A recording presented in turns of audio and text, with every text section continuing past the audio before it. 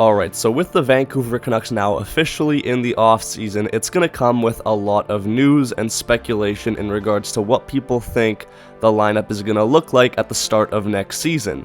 And well, let me tell you this, the Canucks haven't even been out of the playoffs for even a week, and already they are linked to one of the biggest RFAs on the market, a player that likely isn't going to re-sign with his current club, the Carolina Hurricanes. He goes by the name of Martin Necas. And now if you are a Canucks fan that doesn't know who this player is, let me cue you in with the rest of us. Martin Necas was drafted 12th overall in the 2017 NHL draft, the same draft as Elias Pettersson. He's a versatile forward that is listed here as a center, but for the most part he plays on the wings. He's a proven top 6 forward, which is exactly what the Vancouver Canucks need. If you look at his stats here, very consistent, hasn't even entered his prime yet, only 25 years old.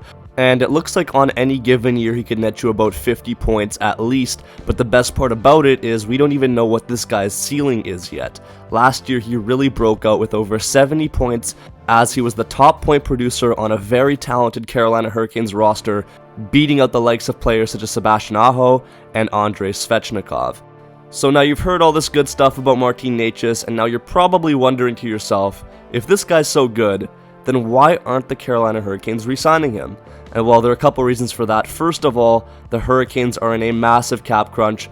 I'm pretty certain that they're the team in the NHL with the most free agents that need to be re-signed, and a ton of players on that roster are ready to get raises from their current contracts. One of the most notable players on that list is newly acquired Jake Guentzel.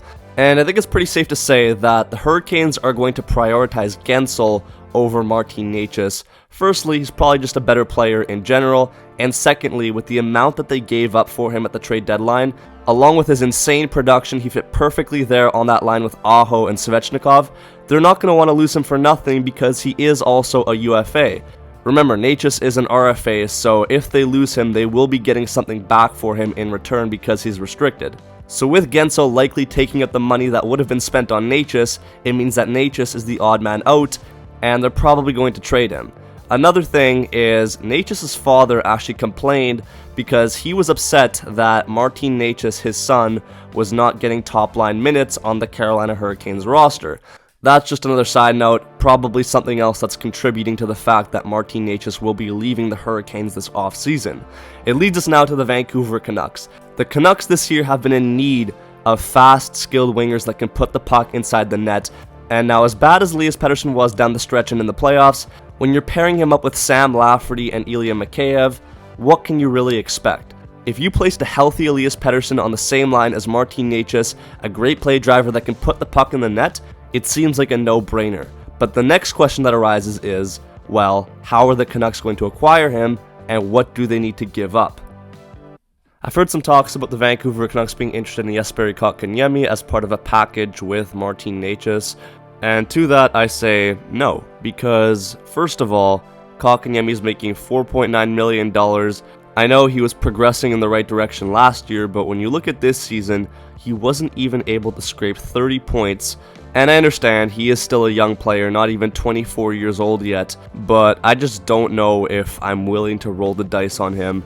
And just with the amount of cap that he would be taking up, I mean, him and Mikheyev, just those two, and in an ideal world, they're playing on your third or fourth lines.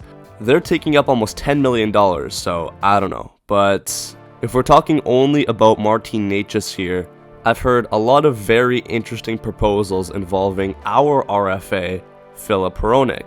And now you're probably wondering, why would the Hurricanes be interested in Filip Hronek? Well, I'll remind you that a ton of players on this Hurricanes roster are going to be testing the free agent market.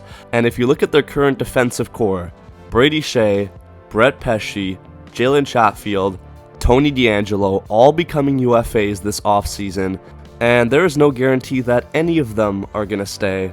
So why not go out there and get yourself an RFA in Filip Hronek who fits in your timeline, keeps you competitive, and is a good, proven two-way defender.